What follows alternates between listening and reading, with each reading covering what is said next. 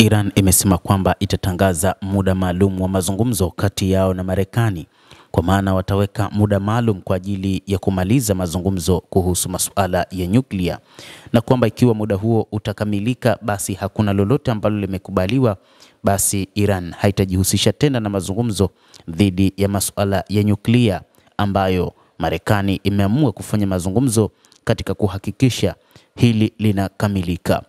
Waziri wa mambo ya nje wa Jamhuri ya Kiislamu ya Iran ametangaza kwamba wakati wa duru mpya ya mazungumzo kati ya Iran na Marekani umeshabainishwa.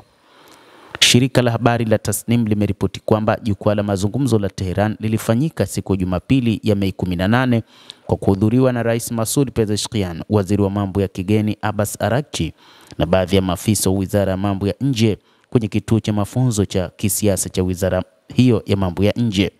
Abbas Araghchi amewaambia waandishi wa habari waliokuwepo katika mkutano huo kwamba muda wa mazungumzo hayo umeshapangwa na utatangazwa hivi karibuni.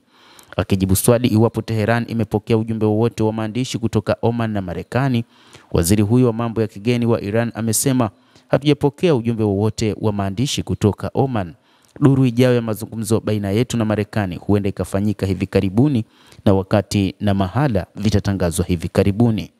Kuhusu mkutano wa pande tatu kati ya Iran na nchi za Qatar na Oman, Abbas Araghchi amesema mazungumzo yalikuwa mazuri sana.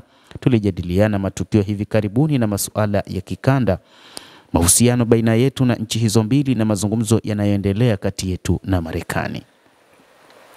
Hadi sasa Iran na Marekani zimeshafanya duru 4 za mazungumzo yasiyokuwa ya ana kwa ana kwa upatanishi wa Oman. Ajenda kuu za mazungumzo hayo ni kadhia ya nyuklia na kuondolewa kwa vikwazo vya Iran.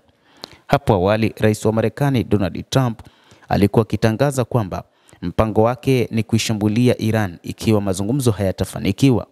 Lakini wakati akiwa katika mataifa ya Ghuba, alitangaza kwamba kamwe hata cheche haitaifikia Iran kutokana na mazungumzo yanayoendelea, lakini pia ni kutokana na amsha iliyofanywa na Waziri Mkuu wa Israel Benjamin Netanyahu, akisema kwamba mpango wake ni kufanya shambulizi katika vituo vya nyuklia vya Iran kutokana na hofu kubwa iliyokuwa nayo juu ya vinu hivyo vya nyuklia vya Iran.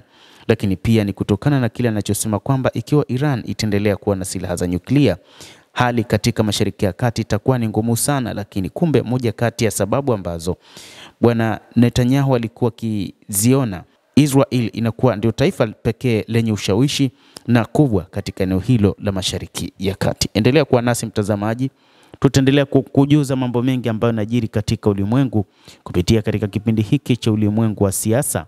Naitwa Adam Hussein, na nikusihi tu usisahau kulike, usisahau kucomment, lakini pia usisahau kusubscribe channel yetu hii ikiwa bado hujafanya hivyo. Hii itakusaidia kupata habari hizi kwa mapana kupitia hapa The World News.